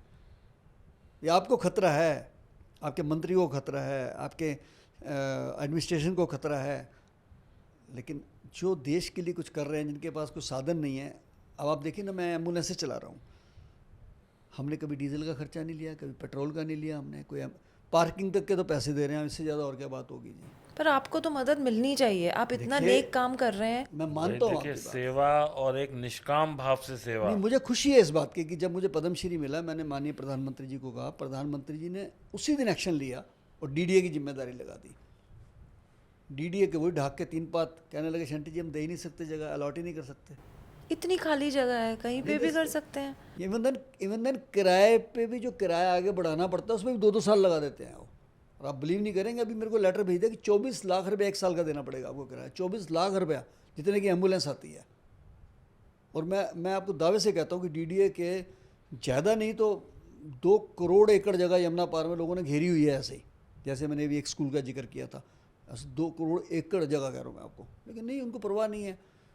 लेकिन हमें सरकार से कोई गिला नहीं है। देखो, सरकार इतना अच्छा काम कर रही है, प्रधानमंत्री जी इतना अच्छा काम कर रहे हैं, लेकिन ये काम तो प्रशासन का देखना है ना कि अगर सुरक्षा देनी है नहीं देनी है। उनको परवाह ही नहीं है, वो अपने अफसरों को दिए जा रहे हैं सुरक्षा, और ऐसे ऐसे नेताओं को दिए जा रहे हैं जिन्होंने कभी छिपकली नहीं मारी, जिन्होंने कोई देश के लिए काम ही नहीं किया। पॉलिटिकल लोग हैं सारे, मैं किसी का नाम नहीं लूँगा, लेकिन मुझे लगता है कि जो हो रहा है अच्छा हो रहा है। शंटी जी, जैसे कोविड में बहुत बच्चों ने अपने माँ बाप को खोया, तो अभी भी आपके पास कोई अप्रोच करता है हेल्प के लिए, या कोई ऐसा बच्चा है जो अभी भी आपसे जुड़ा हुआ है, जिसके पेरेंट्स का आपने दाह संस्कार किया और वो अभी भी आपके पास आता हो हेल्प के लिए या आपको कंट्रीब्यूट करने के लिए? कई हादसे तो ऐसे हैं जो मतलब यहीं से नहीं उतरते नीचे। मेरे सच बोलूँ मैं आपको, एक 10 साल का बच्चा अपने पापा की डेड बॉडी के साथ हमारी एम्बुलेंस में आता है। 1-2 लोग मोहल्ले के शायद आए थे, लेकिन फिर उतर के चले गए थे वहाँ से, शमशान घाट के बाहर से, क्योंकि अंदर नहीं गए वो। और 10 साल के बच्चों को क्या पता लाश क्या होती है, शमशान घाट क्या होता है, क्रिमेशन क्या होता है। पीपी किट में था, मैंने उसको जफ्फी डाल के अपने साथ खड़े रखा और उसके पापा का क्रिमेशन कराया। बहुत बुरी तरह रो रहा था बच्चा वो। बहुत अंदर से मेरे को दर्द हो रहा था उस बच्चे के लिए कि यार ये बच्चा अनाथ हो गया एक तरीके से। और उसको मैंने घर भी छुड़वाया। लेकिन उससे भी ज़्यादा दर्द तब हुआ मुझे कि 7 दिन के बाद हमारी ही एम्बुलेंस में वो अपनी माँ की लाश के साथ आया बच्चा। ओहो। अकेला बच्चा था और माँ के साथ लेटा हुआ था। उसने अपनी माँ के साथ स्ट्रेचर पे लेटा हुआ था कि कह रहा था कि मेरे पापा चले गए, मम्मी चली गई, मैं भी चला जाऊँगा। मतलब हम सुन भी नहीं पा रहे हैं, आपने इस चीज़ को कैसे देखा होगा? मैं बता नहीं सकता आपको, मतलब मैं आज तक वो बच्चा भूलता नहीं। मेरी आंखों के सामने उसका भूला सा चेहरा आ जाता है कि पापा मेरे मर गए, मेरी मम्मी मर गई, मैं भी मर जाऊँगा, मतलब उसका ये कहना था। बिल्कुल। वो मैंने कई बार उस बच्चे को संपर्क भी किया, फिर उसके नानकों ने उसको रख लिया, मैंने प्रयास भी किया कि उसकी जो मदद कर सकूं। ऐसी एक लड़की थी गाजियाबाद की, उसका मुझे फ़ोन आता है कि अंकल मेरे जीजा जी परसों मर गए थे, उससे पहले मेरे पापा की डेथ हो गई, आज मेरी मम्मी की भी डेथ हो गई है, 3 दिन के अंदर 3 लोग चले गए हैं और बाड़ा हिंदू राम में डेड बॉडी पड़ी है, मैं कैसे करूं अंकल। उस बच्ची ने हिम्मत दिखाई, मैंने एम्बुलेंस भेजी और लाश मैंने वहाँ मंगा ली। वो बच्ची स्थिर नहीं थी अपने हालात से, मतलब वो कितनी तेज आवाज़ में रोई मैं बता नहीं सकता आपको, कि मेरा दिल दहल गया। एक होता रोना, एक होता है मतलब दिल से रोना, जिसे दिल कहते से हैं, रोना। सीना फाड़ के जिसे कहते हैं रो के। कि उस बच्ची का कुछ बचा ही नहीं। 20-21 साल की होगी बच्ची। पहले संस्कार करवाया उसका, फिर अस्थियाँ हमने उठाई अपने हाथों से। आज भी उस बच्ची से मेरी बात होती रहती है। अब अकेली बच्ची गुड़गांव में जॉब कर रही है, अब शायद उसका मंगनी हुई है, रिश्ता हुआ है, बाहर कहीं जा रही है फॉरेन कंट्री में, लेकिन मैं दाद देता हूँ उस बच्ची को। कितनी हिम्मत दिखाई उसने, और अकेले सरवाइव करना कितना मुश्किल है। ऐसी एक माता जी आए और मेरे जहाँ मैं बैठता था शमशान के बाहर, वो कुर्सी पे बैठे हुए थे। मैंने कहा मुझे लगता है माता जी मैंने 10-15 दिन पहले भी आपको देखा है। जो बात उन्होंने कही ना बड़ी झकझोरने वाली थी। कहते बेटा आज मैं दोबारा विधवा हो गई हूँ, ये बात उन्होंने कही। मैं कहा माता जी मैं समझा नहीं। कहने लगी बेटा मैं जब 15 दिन पहले आई थी ना, तेरे अंकल की डेथ हुई थी। 24 साल का एक लौता बेटा मेरा था। मैंने कहा वो मेरा पति भी है और मेरा बेटा भी है। आज वो भी चला गया। बचा क्या, कुछ नहीं मुझे उसके लगता है पास। कि मैं दोबारा विधवा हो गया। वो जो हादसे थे ना जी, बस वो मुझे लगता है कि मैंने जो त्रासदी देखी वो किसी ने नहीं देखी। वो कहते हैं ना, जिस तन लागे सोई जाने और क्या जाने पीर पराई। जिन घरों पे बीती है ना जी, लोग तो मज़े ले रहे हैं, कोई पॉलिटिक्स कर रहा है, कोई पैसे कमा रहा है, लोगों के परिवार भी तबाह हुए हैं, लोगों के घर भी बिक गए हैं, व्यापार भी चौपट हो गए कई लोगों के। आपने तो उनके साथ उनकी ज़िंदगी जी है, एक तरह से देखा है आपने होते हुए सब। मैं इसलिए नहीं भूल पाता हूँ, बड़ा खतरनाक जलजला था वो। परमात्मा ऐसा वक्त ना लेके आए हमारे देश में, कभी ना लाए। कहीं भी ना लाए। शंटी जी, मैं तो मतलब समझ ही नहीं पा रहा हूँ, क्योंकि हम आज तक जो कोविड को देख रहे थे वो हमारा देखने का नज़रिया ही एक अलग था, लेकिन आज जो हमने आपकी बातों में कोविड को देखा है, मतलब मेरे शब्द नहीं निकल रहे, मुझे समझ ही नहीं आ रहा मैं आपसे क्या पूछूं। देखो, लोगों को ना एक तो बीमारी की मार पड़ी, फिर समाज की मार पड़ी, रिश्तेदारों ने साथ नहीं दिया, किसी ने साथ नहीं दिया। किसी ने साथ नहीं दिया। बताया ना मैंने आपको कि एक बहन पति की लाश को अकेले लेके बैठी थी, मोहल्ले वाले फोटो खींच रहे थे। फिर हॉस्पिटल वालों की मार पड़ी, फिर फार्मा वालों की मार पड़ी, फिर प्रशासनिक मार पड़ी। किसी को डेथ सर्टिफिकेट नहीं मिला, किसी को मुआवजे नहीं मिले, बिल्कुल होच पोच हो गया, सारा सिस्टम गड़बड़ हो गया। 6-7-8 हज़ार वाला इंजेक्शन 50-50 हज़ार, लाख लाख 2-2 लाख में बिक रहा है। आप दूर क्यों जाते हो? राष्ट्रीय राजधानी में जहाँ नारे लगते हो, बिजली हाफ, पानी माफ, सांस माफ नहीं थी, इससे बड़ी और क्या बात है? सांस मैंने बताया सही था बात है, सांस माफ नहीं थी, सांस ऑक्सीजन सिलेंडर नहीं थी, हॉस्पिटल्स में जगह ही नहीं थी। अभी 25 लोगों का एक रात में मर जाना जयपुर गोल्डन हॉस्पिटल में छोटी बात है ये? इससे बड़ी त्रासदी और क्या होगी? वो कोई नाटकीय दौर नहीं था। अभी तो हम राष्ट्रीय राजधानी में बैठे थे, वहाँ का ये हाल ये है। हाल और छोटे छोटे गांव में क्या क्या हुआ क्या होगा हुआ वो तो होगा, हमें सोचो सोच के भी मतलब रूह कांप जाए। यहाँ तो best of the medical facilities हैं। अगर हम देखें तो ऑल ओवर इंडिया से लोग दिल्ली आते हैं अपना इलाज करवाने, और जब लोगों को यहीं इलाज नहीं मिलेगा तो वो कहाँ जाएंगे? मैं तो अभी भी कहता हूँ, जिन लोगों का कोई नुकसान नहीं हुआ है, परमात्मा ने बख्शिश करी है,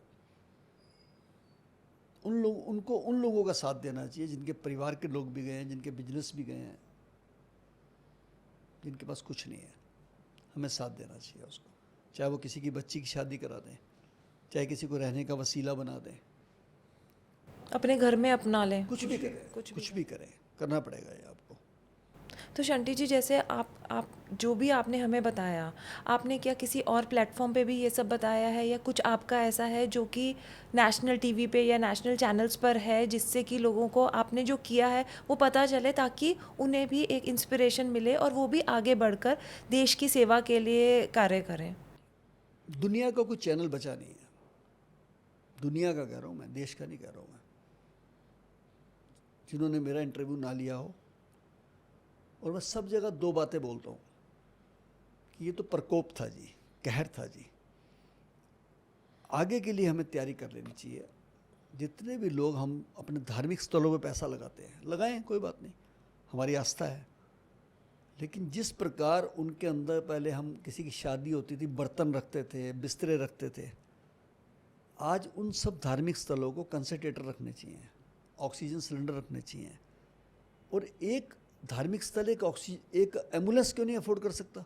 अब बिल्कुल कर सकता है, बहुत बहुत चढ़ावा आता है। आप पत्थर लगा देते हैं 1 करोड़ का, है ऊपर फिर कारपेट बिछा देते हैं, पैसे का बेड़ा गर्क कर देते हैं। क्यों नहीं कर सकता? मैं तो सीधी सी बात करता हूँ। आज मुझे खुशी है इस बात की कि हमारे गुरुद्वारों में आज डायलिसिस सेंटर खुल रहे हैं, आज गुरुद्वारों के अंदर हॉस्पिटल खुल रहे हैं, गुरुद्वारों के अंदर फिजियोथेरेपी खुल रही है, मंदिरों में भी खुल रही है। आज लोगों को अवेयरनेस आई है। जो सिख धर्म ने सेवा की है वो तो भाई भगवान का, मतलब मुझे ध्यान है इंदिरापुरम में एक गुरुद्वारा है, उन्होंने ऑक्सीजन लंगर शुरू किया था, लोग अपनी गाड़ियों में जा रहे थे, 2 घंटे ऑक्सीजन लेते थे, फिर दूसरा आता था, और मैं खुद गया था, मैंने वहाँ पे रील भी बनाई थी। तब मैं सोशल मीडिया पे इतना एक्टिव नहीं था, लेकिन वो रील मैंने ट्विटर पे भी डाली थी। मैं ना ये बात सबको कहता हूँ, अपने धार्मिक लोगों को खास करके, कि समय के साथ परिवर्तन होने के साथ साथ आपको उन चीज़ों की ज़रूरत है। आपको पता है हमारे गुरुद्वारों के ऊपर जो निशान साहब लगा होता है जी जी। केसरी रंग का, उसका क्या मकसद है? उसका मकसद है कि दूर से देख लो कि ये वो स्थल है जहाँ पे रहना भी मिल जाएगा, खाना भी मिल जाएगा, पीना भी मिल जाएगा, पानी भी, जल भी, और इसके अलावा रात को सोने की जगह मिल जाएगी और यहाँ दवाइयाँ भी मिल जाएंगी। कितनी बड़ी बात है। अब अभी आपने कहा कि जैसे हमारे गुरुद्वारों ने बहुत मदद की, बिल्कुल बहुत मदद की है। रिमार्केबल की। मुझे जो बात उपराष्ट्रपति जी ने कही थी ना, मेरा रोंगटे खड़े हो गए थे कि शंटी जी मैं टीवी पे आपको लाइव देख रहा हूँ, जो सुना था वैसा आज देख रहा हूँ। मैंने कहा जी क्या? कहने लगे 1.25 लाख से एक लड़ाऊँ तभी गोविंद सिंह नाम कहाऊँ, आपकी कौम ने करके दिखा दिया। बिल्कुल। तो मुझे फ़ख्र हुआ। और सच बोलूँ मैं, किसी भी चीज़ पे ना नाज होना चाहिए, गुमान नहीं होना चाहिए। लेकिन मुझे 2 बार गुमान भी हो गया अपनी पगड़ी पे, क्योंकि दशमेश पिता ने हमें दस्तार दी है, शान है हमारी। अक्षय जी ने कहा था ना कि मैं जब भी किसी फिल्म में पगड़ी पहनता हूँ मुझे लगता है कि मैं राजा बन गया हूँ। राजा बन गया। तो हम तो परमानेंट राजा बने हैं, गुरु गोविंद सिंह जी ने बनाया है। लेकिन मुझे पहले जिस दिन नाज हुआ, अहंकार कह सकता हूँ उसको मैं, जो नहीं करना चाहिए, कि एक डेड बॉडी द्वारका में 4वीं-5वीं मंजिल पे थी। मुझे किसी मीडिया का फ़ोन आया था कि शंटी जी एक बहू अपने ससुर के पास बैठी है लाश लेके, हस्बैंड कनाडा में है, कुछ कर सकते हैं? मैंने कहा जी मुझे 2 घंटे लगेंगे, द्वारका बहुत दूर है। हम गए, बॉडी को ऊपर से नीचे उतारा, लिफ्ट भी लोगों ने यूज़ करने से मना कर दिया, सैनिटाइज करके बॉडी नीचे लाए। जब रखने लगे तो बहन जी थोड़ा सा रोने लगे। तो वहाँ एक माता जी खड़े थे, कहने लगे बेटा अब क्यों रो रही है? अब शंटी जी ने सारा कुछ कर दिया, एम्बुलेंस भी आ गई शहीद भगत सिंह सेवा दल की। उस बहन ने जो बात कही ना, पता नहीं उसके दिमाग में कहाँ से आई, कैसे आई। कहने लगी माता जी ये आंसू पापा के जाने के नहीं है, वो तो सूख चुके हैं। ये आंसू जज्बात के हैं कि राष्ट्रीय राजधानी में जब मेरे पापा मरे हैं, 4 दिन हो गए हैं, मैंने कोई डिपार्टमेंट नहीं छोड़ा जिसको फ़ोन ना किया हो। ये आंसू इस बात के हैं कि जहाँ सारी सरकार फेल हो गई, वहाँ एक सरदार काम आ गया मेरे। उस समय मुझे लगा यार ये जो गुरु महाराज ने इज्जत दी है ना, बख्शिश करी है उन्होंने। और दूसरी बार जब मुझे पद्मश्री के लिए बुलाया गया राष्ट्रपति भवन में, 145 करोड़ की आबादी में 102 नाम थे और गुरु का सिख अकेला बैठा था वहाँ, दस्तार वाला। क्या बात है। तो मुझे उस दिन बहुत प्राउड हुआ कि सच्चे पातशाह तूने बड़ी बख्शिश की है। और मुझे जितने भी फ़ोन आए हैं कनाडा, अमेरिका, पता नहीं कहाँ से, सब ने एक ही बात कही, कहते शंटी जी ये अवार्ड आपको नहीं मिला, ये हमारी पूरे सिख दस्तार को मिला है, पगड़ी को मिला हमारी पगड़ी को मिला है। गुरु और गोविंद ये सिंह। अवार्ड था ही आपका, आपने इतना किया है तो आपको ये सम्मान मिलना ही मिलना था। हमने कुछ नहीं किया, करा दिया उसने स्लैग बना दिया। आपको 25 चुना साल है। का हमारा एक्सपीरियंस भी काम आ गया, मेरे वॉरियर्स का एक्सपीरियंस काम आ गया, ये मानना पड़ेगा। पर गुरु ने आपको चुना है, गुरु गोविंद ने आपको चुना इस काम के। मैंने तो ये भी कहा प्रधानमंत्री जी को, मैंने कहा जी अवार्ड शंटी को नहीं मिला है, ये मेरे एम्बुलेंस ड्राइवरों को मिला है, मेरे बच्चों को मिला है, मेरे परिवार को मिला है, मेरे शमशान घाट पे काम करने वाले कर्मियों को मिला है। वो सारे ना होते तो मैं कैसे करता काम? भूखे प्यासे काम कर रहे थे ना सारे उस। पर सबने आपको अच्छे से कंट्रीब्यूट किया, सबने आपकी पूरी मदद करी। बहुत ज़्यादा। मेरे ड्राइवर तो कई बार ऐसा भी हुआ कि चलते चलते बेहोश हो गए, पानी नहीं पिलाया किसी ने।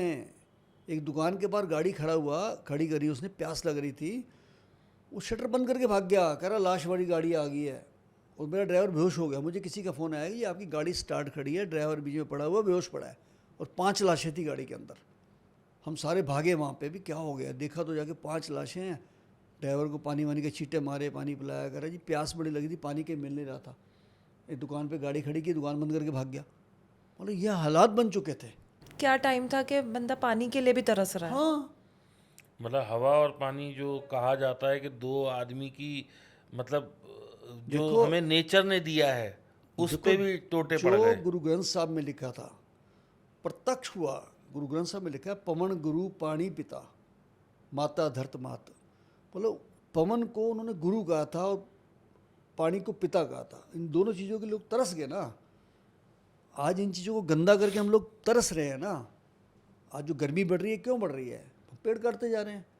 हमने पंगा लिया किससे लिया? प्रकृति से लिया। प्रकृति से पंगा ले लिया जी। जो कहीं ना गुरबाणी कहीं तो में देखिए 2 बातें गुरबाणी में लिखी थी ना, वो स्पष्ट हुई ना। उनमें लिखा जगत में झूठी देखी प्रीत, अपने सुख से ही सब लागे, क्या दारा क्या मीत। दे दिया ना बच्चों ने धोखा लोगों के। मरे पड़े थे, कोई उठाने को तैयार कोई नहीं। उठाने को तैयार है। एक आंटी जी ने मुझे कहा मेरे पति की डेथ हो गई, बच्चे बाहर है। मैं बॉडी उठाने गया, आंटी जी खड़े थे 20 कदम की दूरी पे। मैं कहा आंटी जी बॉडी पैक होगी, दर्शन कर लो। कहते हो गए, ले जाओ बस तुम। अच्छा, हाँ, अपनों ने ही बिल्कुल ही छोड़ दिया साथ। अपनी पत्नी ने देखने से मना कर दिया, इससे बड़ी और क्या बात है। ये मैं जो बातें कर रहा हूँ, तो मेरे पास वीडियोज हैं इसकी। तो जहाँ पत्नी और बच्चों ने मना कर दिया वहाँ आप खड़े हो, मतलब आप तो बस भगवान हो जी। नहीं, मैं तो सच बोलूँ, हम स्वार्थी लोग हैं। हमने जो किया अपने स्वार्थ के लिए किया। स्वार्थ ये था कि हमारी ये हॉबी थी, हमारा एक जुनून था जो 1995 से चल रहा था। मेरे को मेरी माँ का आशीर्वाद था, मेरे परिवार का सहयोग था, मैंने उसे कंटिन्यू किया है। मैंने कोई एहसान नहीं किया है। देश के लिए कहते हैं ना, भगत सिंह की माँ ने कहा था फांसी से एक दिन पहले कि बेटा अपने देश के लिए एक बार मरना 100 जन्मों के समान होता है। तो हमने तो देश के लिए किया है, राष्ट्र के लिए किया है। देश पहले है हमारे लिए। आपको जब प्रधानमंत्री जी का फ़ोन आया वो रात को 2 बजे आया, 2:30 बजे थे। 2:30 बजे थे, तो ज़रा वो बताएं, क्योंकि वो वाक़या मैंने एक और कहीं सुना है। मतलब सारा दिन एक्चुअली फ़ोन आते थे। जब भी मैं वो सुनता हूँ, मेरा मतलब अभी भी रोंगटे खड़े हो जाते हैं। फ़ोन मुझे ना बहुत बड़े बड़े IPS IAS मिनिस्टर ये सब करते थे सारा दिन। वो किस लिए करते थे कि शंटी जी यार 150 बॉडी पड़ी हैं, एक बॉडी आ रही है, उसकी जल्दी करवा देना संस्कार। अप्रोच लगा रहे हैं। अप्रोच कई बार करवा भी देते थे, अगर देखते थे कि समय निकलता है तो हम करवा भी देते थे ऑबलाइज करने के लिए। लेकिन रात को 2:30 बजे जब मुझे एक ड्राइवर ने कहा कि एक फ़ोन आया और कह रहे PMO से बोल रहे हैं, तो मेरे हाथ भी गंदे थे। मैंने उसका कहा मेरे कान से फ़ोन लगा दो। तो उन्होंने कहा सर बात करेंगे। और जैसे ही उधर से बात शुरू हुई, 2 मिनट की बात में उन्होंने कहा कि शंटी जी आपको लाइव देख रहे हैं टीवी पे, सारा देश आपके साथ है, इसी तरीके आप सेवा करते रहें, लावारिस शवों को जो आप कर रहे हैं इसी तरीके से आप सेवा करते रहे। जय हिंद।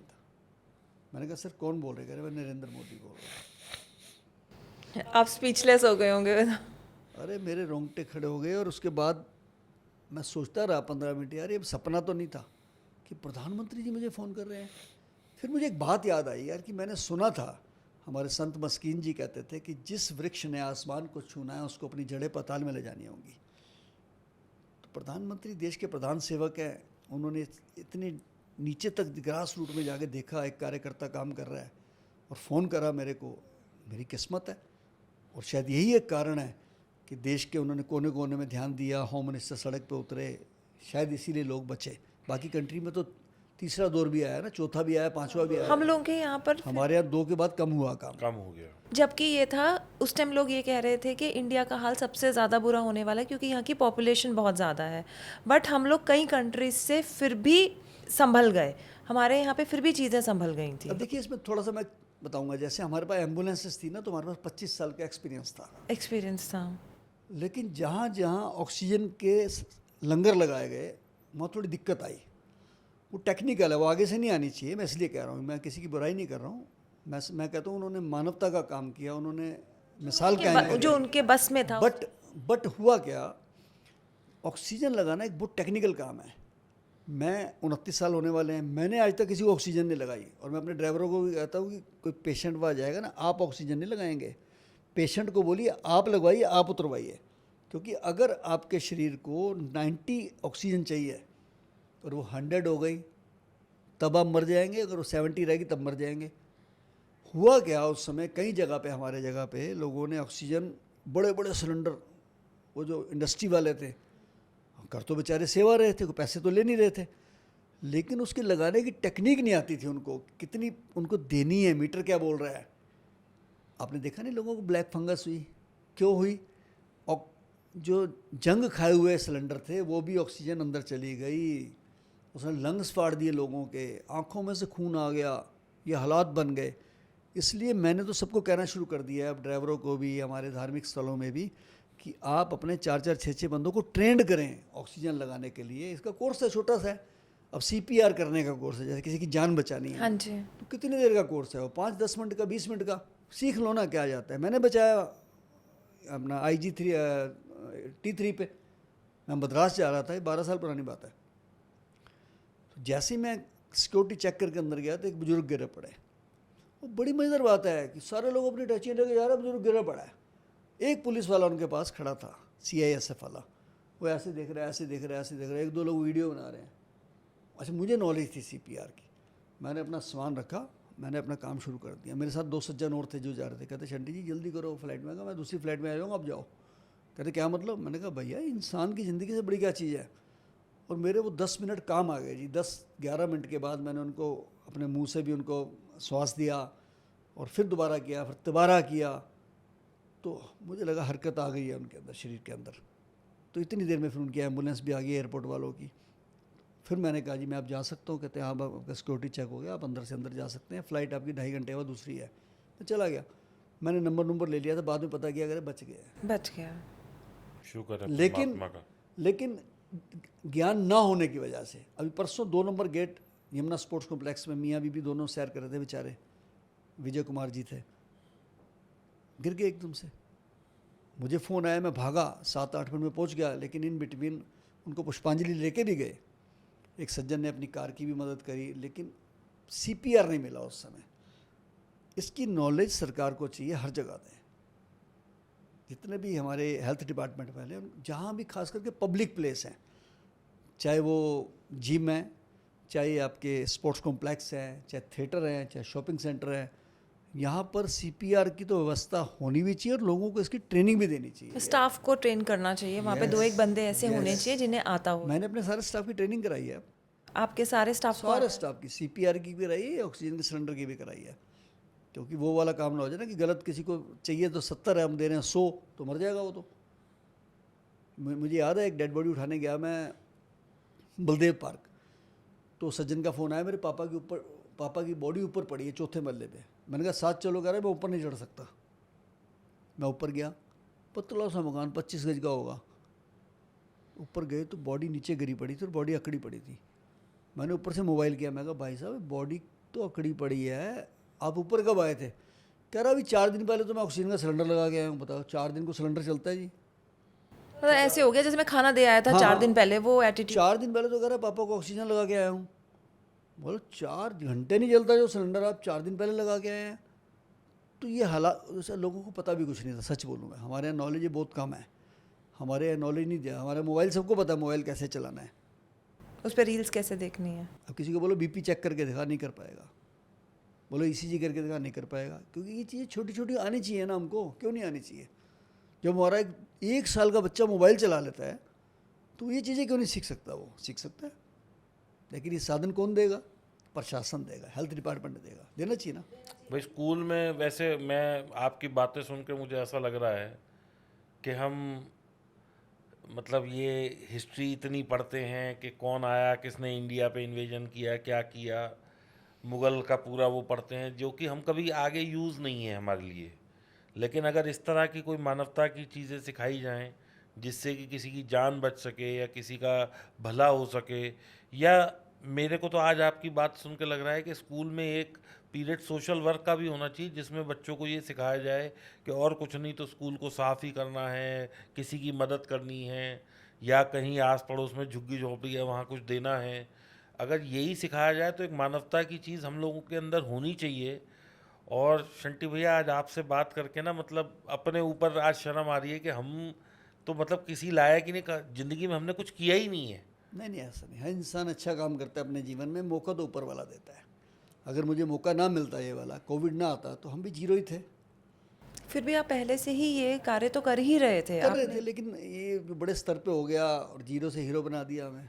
लेकिन जो ऐसे आपने बताया, एक जनरल जो फर्स्ट एड है, जैसे CPR है, ECG है, या ब्लड प्रेशर चेक करना है, ये मेरे ख्याल से स्कूल्स में, कॉलेजेस में एक पीरियड इसका ज़रूर होना चाहिए। और एक ये जो प्राइमरी फर्स्ट एड है, ये हर सिटीज़न को आनी चाहिए। सच मायने में जो स्काउट और NCC था वो यही था, वो ख़त्म कर दिया। वो ख़त्म कर दिया, उसमें अब सुनने में ही नहीं आता। अमेरिका में क्या है, 1 साल मिलिट्री में देना पड़ता है, वो भी तो यही है ना।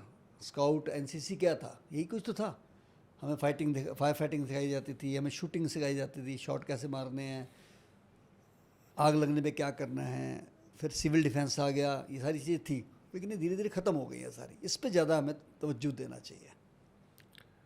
अभी मुझे किसी ने, जब आपका हम इनवाइट कर रहे थे, थोड़ा सा पढ़ रहे थे आपके बारे में, तो हमें बताया अक्षय कुमार जी ने भी आपको 2 एम्बुलेंस दी हैं। हाँ, मुझे खुद फ़ोन आया, कहने लगे शंटी पाजी मैं थोड़ा सारा काम देख रहा वहाँ, मैं भी थोड़ी को मदद करना चाहना वहाँ। तो मुझे बड़ा अच्छा लगा कि अक्षय जी ने खुद फ़ोन किया है। जी जी। तो मैं कहा जी एंबूलेंस दी घट पै रही, कमी पै रही है। कहते जी ਤੁਹਾਨੂੰ 2-3 दिन च एम्बूलेंस आ जाएंगी, 2 एम्बूलेंस ALS एडवांस वाली उन्होंने भेजी है हमारे को। मेरा दिल बाग बाग हो गया कि देखो यार, ऐसे लोगों की सेवा से ही देश चल रहा है। और अक्षय जी तो वैसे भी चैरिटी करते बहुत रहते हैं। चैरिटी, वो तो अक्षय जी सोल्जर्स के लिए तो बहुत ही कुछ करते ये हैं। सबके लिए करते हैं। और देश में उन्होंने महिलाओं के लिए भी किया है, उन्होंने गरीबों के लिए भी किया है, उन्होंने कोविड में बहुत किया है। और मुझे पता है कि वो चैरिटी करते ही रहते हैं। अगर कभी हमें सौभाग्य मिला तो हम, जैसे आज आपके साथ बैठे हैं, हम आपके माध्यम से अक्षय पाजी से रिक्वेस्ट करेंगे कि एक बार आएँ, इस कुर्सी पे बैठें और हमारी ऑडियंस के लिए कुछ कहें। भाई अक्षय पाजी हो गए, धर्म पाजी हो गए, इनका तो जी। जवाब ही नहीं है ना। ये तो यस। वो कहते ना कि पंजाबियों की शान शान वक्री, है, शान बकरी। इनका अलग ही स्वभाव है इनका तो। और वो आएंगे आपके चैनल पे, चिंता ना करो, वो जल्द आएंगे। शंटी भाई, आज आपसे बात करके ना दिल बिल्कुल झंझोड़ गया। मतलब ये समझ नहीं आ रहा कि आगे कैसे, क्योंकि जो आपने काम किया है, घर में किसी के एक मृत्यु हो जाती है, दिल बिल्कुल हिल जाता है। 12-15 दिन आदमी बिल्कुल, जिसे कहते हैं ना, टूट जाता है। 70,000 लाशें, 50,000 लोगों का क्रिमेशन, मतलब क्या भगवान की ही कोई शक्ति है? मतलब मैं तो सिर्फ यही समझ पा रहा हूँ। अभी कोटा में गया था मैं, माननीय ओम बिरला जी की टीम ने बुलाया था जी मुझे वहाँ जी पे। तो वहाँ पे इंस्टीट्यूट बहुत है, जी। कोचिंग कोटा में centre. Coaching coaching centre centres, बहुत हाँ। है। तो 1000 से ज़्यादा बच्चे बैठे होंगे। जी जी जी। तो थोड़ा सा क्वेश्चन चल रहा था, तो एक बच्ची खड़ी हुई, कहती है अंकल मैंने आपकी वीडियोस बहुत देखी हैं, आपको लाशों से डर नहीं लगता? बात बड़ी ज़बरदस्त थी उसकी। मैंने कहा बेटा डरो उनसे जो तुम्हारे आसपास जिंदा बैठे हैं, ये ज़्यादा खतरनाक है। कहाँ लोग इतना वहम करते हैं, कहीं क्रिमेशन से आते हैं, आते ही पहले नहाते हैं, सर धोते हैं, और आपने तो मैं नहीं परवाह करता। आप परवाह ही नहीं करते इन सब चीज़ों की। मैं आज सड़क पर जा रहा हूँ, मेरी फैमिली अगर साथ है, कुछ भी साथ है, अगर मुझे दिख गया कोई बंदा गाड़ी साइड पे पड़ा हुआ, तो मैं गाड़ी रोकूंगा, सबको छोड़ दूंगा। पहला मेरा काम वो है कि उस डेड बॉडी को उसके डेस्टिनेशन तक पहुंचाना। अगर जिंदा है तो हॉस्पिटल, डेथ होगी तो पुलिस को बुला के उसको मोर्चरी में छोड़ना मेरा कर्तव्य बनता है। मैं कभी भी अपनी कार में नहीं चलता हूँ। मैं आपको बड़ी बात बताऊँ, मुझे लोगों ने एम्बुलेंस मैन कहना शुरू कर दिया है, क्योंकि 95 से मैं अपनी किसी गाड़ी में नहीं चला हूँ, मैं एम्बुलेंस में चलता हूँ। अभी भी जो मेरे पास इनोवा है उसके अंदर सब कुछ है, उसमें ऑक्सीजन से लेके स्ट्रेचर से लेके डेड बॉडी बैग तक है। और आपको जैसे एम्बुलेंस मैन कहा जाता है, आपने वर्ल्ड रिकॉर्ड भी बनाया है, आप डोनर भी हैं, ब्लड हाँ, डोनेशन मैं जो है, 106 बार ब्लड दे चुका हूँ। तो आपको डोनर मैन भी बोला जाता है। यस, मुझे डोनर सिंह का अवार्ड दिया था डोनर सिंह का, exactly donor Singh. National blood transfusion council की तरफ से 2019 में। और मेरा world book of record London में भी मेरा नाम आ चुका है। अब डोनर सिंह, शूरमा सिंह, थोड़ा शूरमा सिंह पे भी लाइट डालिए। अब तो एम्बुलेंस मैन भी हो गया। अब टाइटल्स बहुत हो गए। हाँ, मैं हैरान था कि मैं एयरपोर्ट पे खड़ा बॉम्बे पे, तो मेरे से आगे एक सज्जन खड़े थे, तो शायद उनके हाथ में लैपटॉप था, तो उन्होंने कहा कि इसको टोकरी में रखिए। तो कहने लगी कि मैं दोबारा टोकरी लेने जाऊंगा तो मेरी फ़्लाइट निकल जाएगी। तो मैंने कहा मेरी टोकरी में रख दीजिए, क्या फ़र्क पड़ता है। तो मेरे को पीछे देख के कहते अरे आप शंटी जी हैं? मैंने कहा अरे यार आपको तो हम ढूंढ रहे हैं। मैं कहा क्यों? कह रहे जी वो आपको महेश भट्ट जी आपको ऊपर सीरियल बनाना चाहते हैं। तो पर अभी 1-2 महीने लगेंगे, क्योंकि हम टोटल 16 सीरियल बना रहे हैं, उसमें से 8 बन चुके हैं, बाकी आपका 8वें लास्ट में बनेगा, तो आपको 1-2 महीने में बुलाएंगे। मेरा नंबर ले लिया। अगले दिन उनका मुझे फ़ोन आता है कि महेश भट्ट जी को जो मैंने बताया कि शंटी मिला वगैरह, नहीं, उनको तो आज ही बुलाना है आपने। मैंने कहा जी आज तो मैं जयपुर जा रहा हूँ, मेरी फ़्लाइट है अभी की। कहते हैं जयपुर से कितने में फ्री होंगे? मैंने कहा जी 1 बजे तक। कहते हैं आप 3 बजे की हमकी फ़्लाइट करा रहे हैं, 5 बजे बॉम्बे, 6 बजे आपका स्टूडियो बुक है गोरेगांव में, आपको शूट करना है महेश भट्ट जी के साथ। और महेश भट्ट जी ने 16 बनाए थे, जिसमें से 13 रिलीज़ की, और भगवान की कृपा से मेरे वाला बहुत टॉप का चल गया अच्छा खासा। इसी प्रकार 2006 में यूएसए से फ़ोन आया मुझे, जी। कार्तिक सुब्रमण्यम, कहते हमने आउटलुक में एक आपका आर्टिकल पढ़ा है डिग्निटी ऑफ डेथ करके, तो हम आपके ऊपर एक फ़ीचर फिल्म बनाना चाहते हैं, शॉर्ट मूवी। तो पहले उन्होंने एक टीम भेजी, सारा सर्वे किया, फिर 12 लोग बॉम्बे से आए, 1 महीना शूट किया उन्होंने, 1 महीना नेचुरल शॉट, कोई एक्सीडेंट शॉट है, डेड बॉडी है, ये है वो है, लावारिस है, यहाँ किया, हरिद्वार किया, खंखल किया, इलाहाबाद किया, बनारस किया, राजा हरीशचंद्र घाट पे किया शॉट, यहाँ के हॉस्पिटलों में किया, ग्रेवयार्ड में किया, कब्रिस्तान में, सब जगह करा, सारे रिचुअल दिखाए उन्होंने। और वो मूवी बना के चले गए। मैंने कहा 25-30 लाख रुपए लगा दिया, 2006 की बात है। मैंने कहा हिले हुए हैं, ऐसा तो कोई सब्जेक्ट भी नहीं है। लेकिन 2007 में मुझे फ़ोन आया कि शंटी जी बधाई हो, हमारी वो शॉर्ट मूवी को जॉय फिल्म फेस्टिवल जॉर्जिया में गोल्ड मेडल मिल गया है। क्या बात है। मुझे लगा यार ये तो बहुत बड़ी बात है। क्या नाम है शंटी जी उस फिल्म का? Angel for the dead. Angel for the dead. Angel for the dead. YouTube पर अवेलेबल है। आप वाकई ही एंजल हैं सर, आप वाकई एंजल हैं। एंजल फॉर द डेड, और टाइटल कितना अच्छा है। You are directly sent by God. मैं तो उनकी शोभा कहता हूँ कि इतनी दूर से आए बेचारे यूएसए से। उसके बाद अभी आनंद कुमार जी आ गए पीछे, जी जी। मेरे बेटे से मिले, जिन्होंने जिला गाजियाबाद मूवी बनाई थी। अच्छा। तो मेरे बेटे को मनीष को कहने लगे कि हम शंटी जी के ऊपर एक बायोपिक बनाना चाहते हैं, इनके राइट्स ले दो। तो उन्होंने मेरे ऊपर सारी बातचीत करके स्टोरी लिखवानी शुरू कर दी। स्टोरी लिख रहे हैं सौरभ पांडे, जिन्होंने कश्मीर फाइल लिखी है। अरे वाह। तो अब तकरीबन स्टोरी हमारी तैयार है। ऊपर वाले ने चाहा तो 2025 में मूवी आ जाएगी। क्या नाम है मूवी का? सिंह सूरमा। सिंह सूरमा। अरे वाह, सुपर हिट जाएगी वो तो पक्का से। नाम तो रजिस्टर्ड हो गया, उसका टाइटल हमारा रजिस्टर्ड हो गया सिंह सूरमा के नाम से। बस उसमें मुझे लगता है कि देश के सारे सुरमाओं को दिखाऊंगा मैं। वैसे जीवनी मेरी है, बचपन से लेके कैसे मैं गरीबियत में जिया, क्योंकि मैं आपको बताया नहीं, मैं कि 10वीं में पढ़ता था और मेरे पापा की डेथ हो गई थी। किस प्रकार मैंने अपने आप को स्टैब्लिश किया बिना किसी बड़े कारोबार के। कैसे मैं ट्रक की छत पे बैठ के जाता था कारोबार करने के लिए, दिल्ली से कानपुर तक सामान बेचने जाता था। फिर मैंने कारों का काम शुरू किया दिल्ली के अंदर, पटरी पे बैठ के, लिटरली, मतलब कोई शॉप नहीं थी। पर वो कहते हैं ना कि एक तो मेहनत करे इंसान सच्चे दिल से, दूसरा माँ का आशीर्वाद हो, तो फिर इंसान कभी पीछे नहीं रह सकता है। पर डेस्टिनी में कुछ और ही लिखा था और कहाँ। हाँ, बस करते करते करते मुझे नहीं पता था कि मेरा जीवन लाशों के साथ ही बीतेगा। अब मुझे सुकून मिलता है। परसों मैंने 6 डेड बॉडी क्रिमेट करी इकट्ठी, लावारिस। क्योंकि गर्मी में बहुत डेथ होती है, जब पुलिस वालों को बॉडीज़ मिलती हैं वो फिर उसका पोस्टमार्टम करा के हमारे हवाले कर देते हैं। या बहुत सर्दी होती है जब पीक पे, 2 समय ऐसे होते हैं कि 400-500 डेड बॉडी हमारे पास ही आती हैं। अब तो मतलब एक आदत पड़ गई है हमको, मतलब जैसे दिन में अगर 20-25 नेकी का काम जो आप करते हो, मतलब मैं शब्दहीन हूँ, बिल्कुल निशब्द हो गया हूँ। जो मूवी शॉर्ट मूवी बनी एंजल फॉर द डेड, उसका टाइटल कितना जस्टिफाइड है आपके लिए? बना दिया उन्होंने। इंडिया टुडे ने अभी फ्रंट पे जो मेरी फ़ोटो दे के कोविड के बाद छापा था उन्होंने, बहुत बड़े बड़े, हिंदी में भी इंग्लिश में भी। फिर हेल्थ मिनिस्टर जी ने इंडिया टुडे के साथ मिलकर मुझे अवार्ड दिया मेरिडियन में। पुरी साहब जो इनके मालिक हैं इंडिया टुडे ग्रुप के, उन्होंने मुझे बुला के अवार्ड दिया। तो बड़ी खुशी होती है अंदर से। अब पूरी दुनिया, अब देश के कोने कोने मुझे लोग बुलाते हैं। अभी एक अमेरिका से किसी ने मेरा वीज़ा लगा के भेजा है कि शंटी जी हम आपको वहाँ बुलाएंगे। और कॉलेजेस बुलाते हैं मुझे, अच्छे अच्छे स्कूल बुलाते हैं मेरे मोटिवेशन स्पीच के लिए। पर प्रशासन को मैं ये कहना चाहती हूँ कि आप उन्हें इसके लिए इनकरेज करिए कि स्कूल और कॉलेजेस में एक सोशल वर्क का एक अलग डिपार्टमेंट होना चाहिए, जहाँ पर बच्चों को आप जैसे लोग जाके इंस्पायर करें। और हमारा देश ना मॉरल्स में लैक करने लग गया है, तो वो मॉरल्स के लिए अगर आपको अप्रोच करी जाए और आप उन बच्चों को प्रेरणा दे सकें, तो यूथ को प्रेरणा दे सकें, तो उसमें हमारा देश कहाँ का कहाँ पहुँच जाएगा।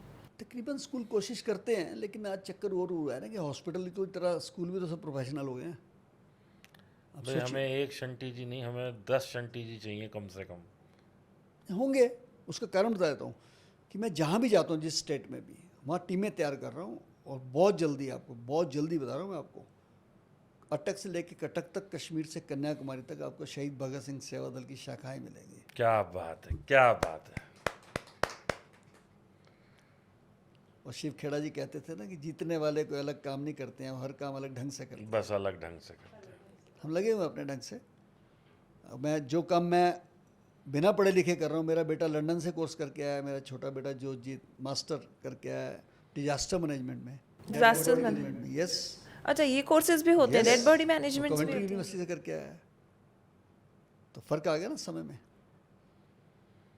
मुझे खुशी है कि मेरे मेरे विचार मेरे बेटे के अंदर आए, नहीं तो हो सकता है चैप्टर यहीं क्लोज हो जाता वो। आज सच बताऊं, आज के ज़माने में हलवाई का बेटा हलवाई बनने को तैयार नहीं है। बिल्कुल नहीं।